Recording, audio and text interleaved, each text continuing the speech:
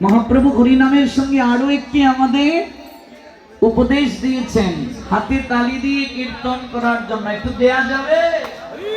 যাদের দুটো হাত আছে একটু তুলুন। যারা দাঁড়িয়ে আছেন রাস্তায় একটু উলুধ্বনি হয়ে যান,